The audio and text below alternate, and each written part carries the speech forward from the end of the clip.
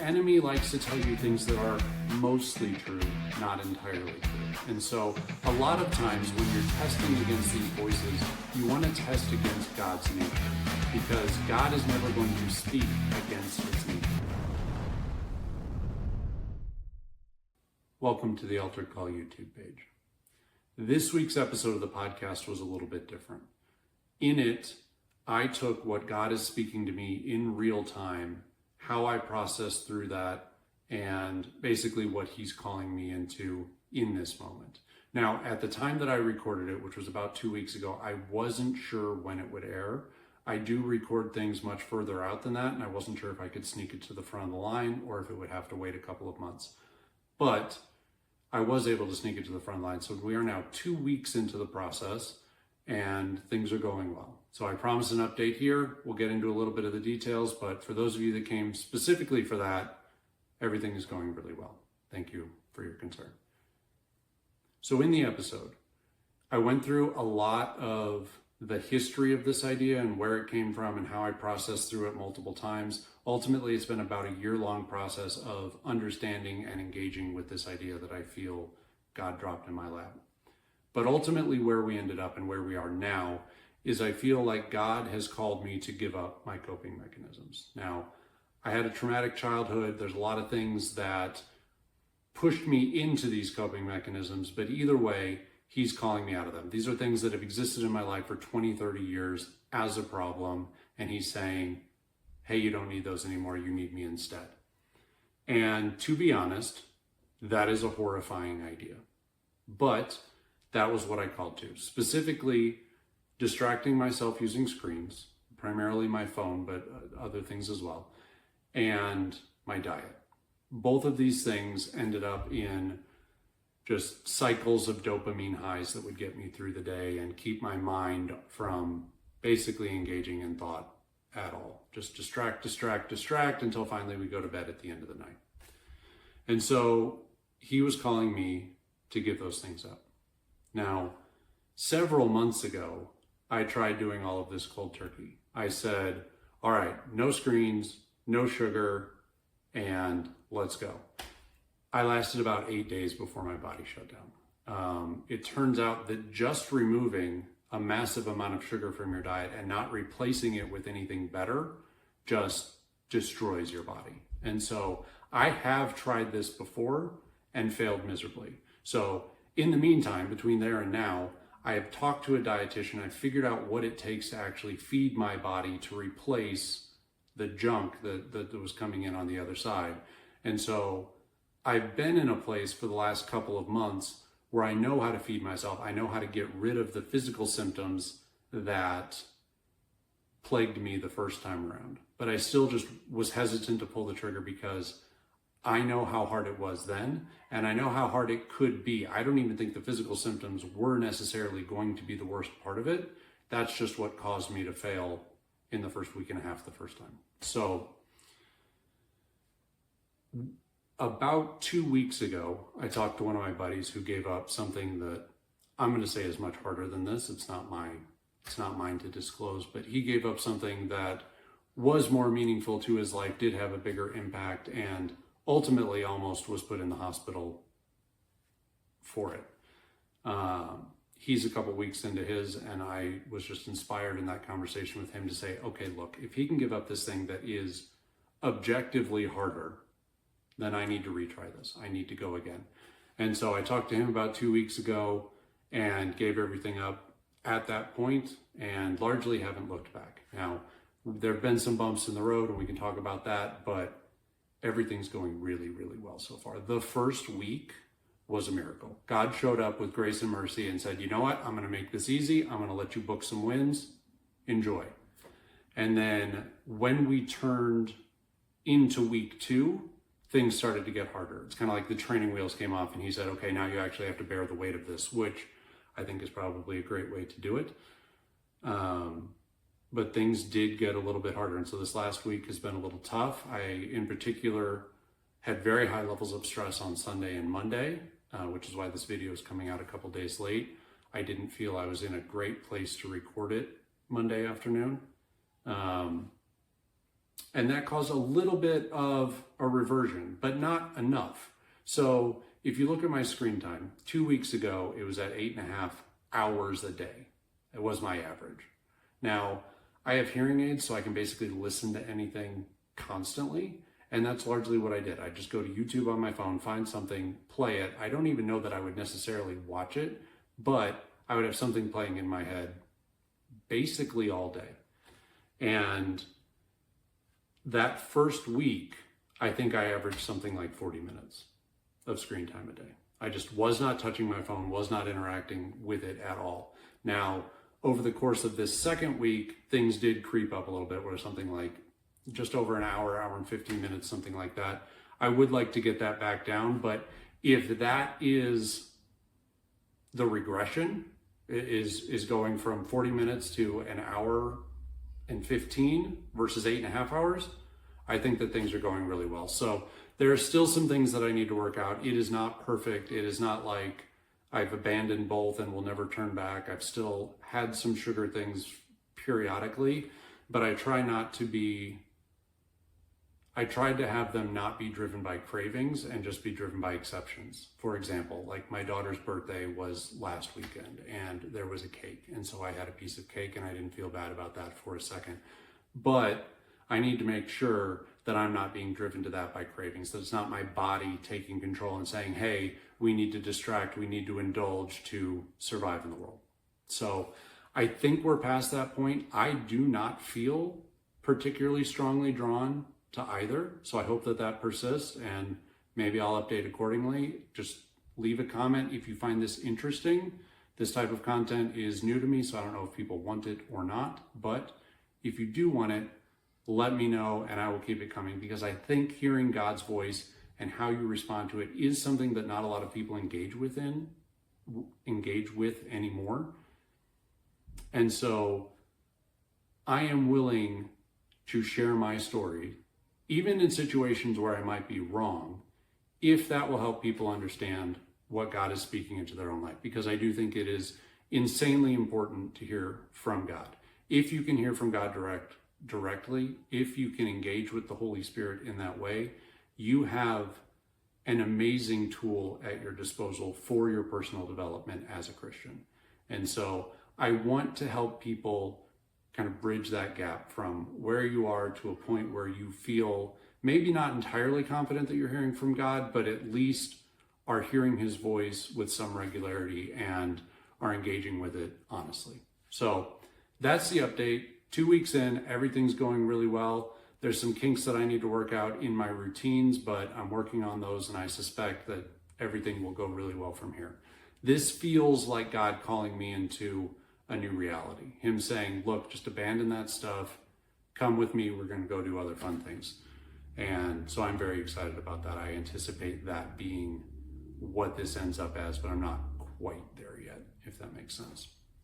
So along those lines, and so I have some content to go into shorts this week, I want to talk about testing voices. So when you open yourself up to hearing from God, you are not just opening yourself up from hearing to God, you are opening yourself up to hearing from everything. If you just open yourself to signs and wonders, then anything could be a sign and wonder. And if you approach it with that mentality, if you don't have any way of testing or discerning, you are going to go insane.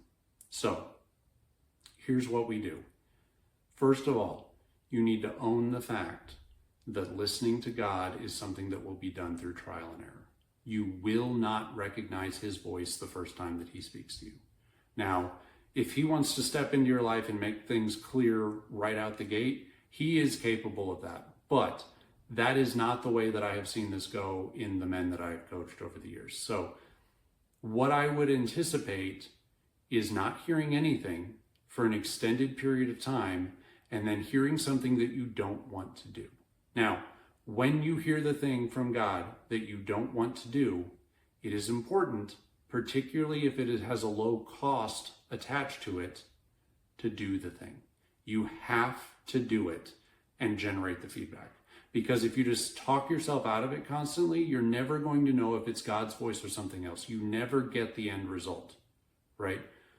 But if you can step into it and say, God, I don't know if this is your voice or not, but I'm going to take a chance. I'm going to step out on a limb because I want the feedback. And sometimes, even when it is God, you're not going to get any feedback. It's just, you're going to do a thing and you're going to wonder if you're crazy for the next week, and then you're going to forget about it. So know that feedback is not always going to be generated. Sometimes it's nothing at all is going to happen. And then, but also know that you have the opportunity, that when you have the opportunity to generate feedback, it is insanely valuable. So let's say that God tells you to go talk to a person and you're like, I don't want to, that's awkward and weird. Why would I do that? What are we going to talk about? Those types of things where you're given a specific direction, but not a specific process, where you're not told what's going to happen. You're just told, hey, go do this thing. That usually sounds like God to me. And that's usually the type of thing that I'm going to indulge in and see if I can generate feedback. Because then if you talk to the person and you have a great conversation or some weird thing in common that you would have never known had you not had this conversation, then you can say, okay, maybe that's God. Now, that doesn't mean that it is God, but maybe it's God. And you can start to listen to that voice a little more strongly, encourage it along a little bit further, and continue to take risks following that voice. And eventually you'll build up enough feedback in that area that you're like, okay, I trust this voice, whatever it is, whether it's yourself or God. This voice that I'm hearing is on my side. I need to listen to it. Now, there are other voices that you shouldn't listen to, and those are both easier and harder to discern. So the enemy tries to just twist things just a little bit. So if you're comparing the enemy's voice to your voice, what you want to pay attention to is the voice that I'm hearing representing my actual beliefs or a perversion of my beliefs? Just something with just a little bit of a twist in it to make it a different thing. That is usually the enemy. Or the enemy versus God. The enemy likes to tell you things that are mostly true, not entirely true. And so a lot of times when you're testing against these voices, you want to test against God's nature, because God is never going to speak against his nature. Now, whether or not you properly understand God's nature is a separate issue. But if you are reading the Bible, if you're talking to fellow believers and you say, look, I heard this thing, does this line up with my understanding of God? Does this line up with our understanding of God? Is this the type of thing that he would do?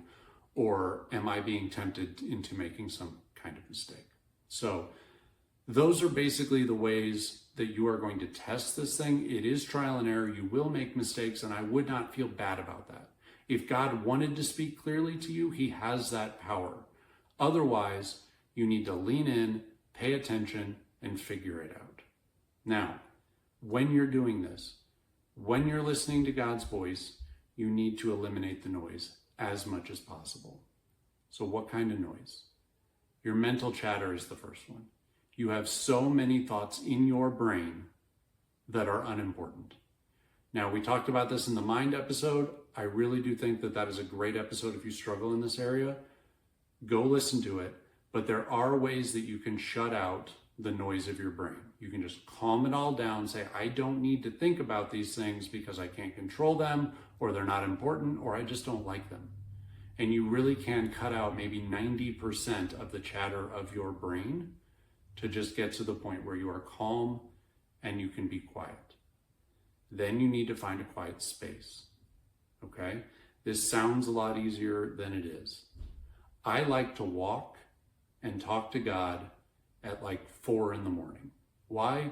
Because there is no one outside. There are no noises, just a bunch of animals running around having a great time. Sometimes you just need to get away, particularly if you're a parent, you need to get away from your kids, you need to get away from your wife and just be quiet and listen. Then, once you start listening, you need to understand that you're not going to hear something for a while.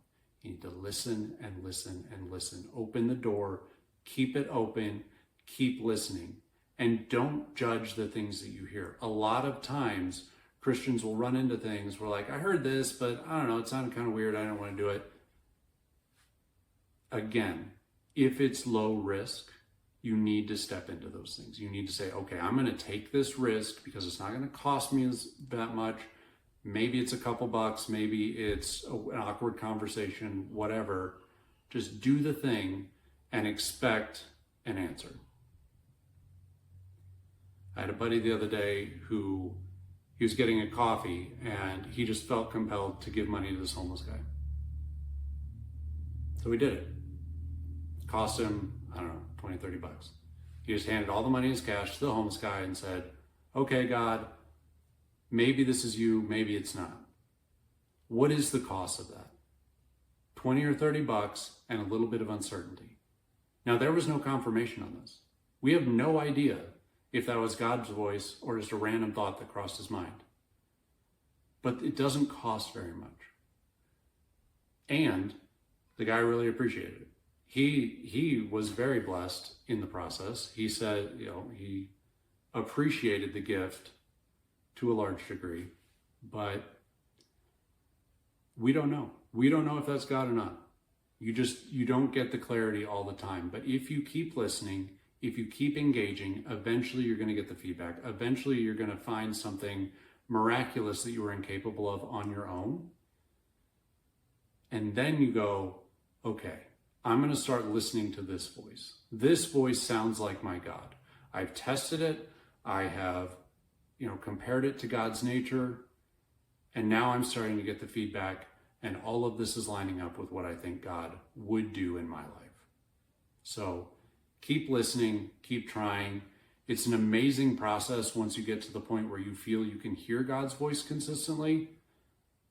But then here's the problem. He's going to ask you to do hard things. He's going to ask you to give up things that have been a crutch for 20 or 30 years. Not out the gate. Out the gate, he's going to start with the easy stuff. But eventually, he's going to say, I want to shape you. I want to mold you. Here's the cost.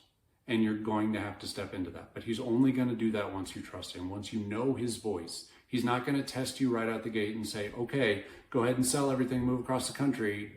This is the first time you've heard my voice. No, that's crazy talk. He builds slowly. He's willing to give time. He's willing to give trust. But you have to engage with it. You have to actually pay attention, and you have to give him the opportunity to prove himself faithful. So I hope that helps. Next week, we're going to get into standards, which is actually one of my favorite topics. I actually wrote this episode very, very quickly because we've talked about it a bunch in my small group. I love the aspects of the Bible that are tied to this. It's just a really fun message. I really like it. So that'll be next week. Thank you guys very much for listening. For those of you that care about this type of update, please comment. Let me know that this is meaningful to you. And otherwise, put down your phone and go live some life. That's what I've been doing lately. Thanks.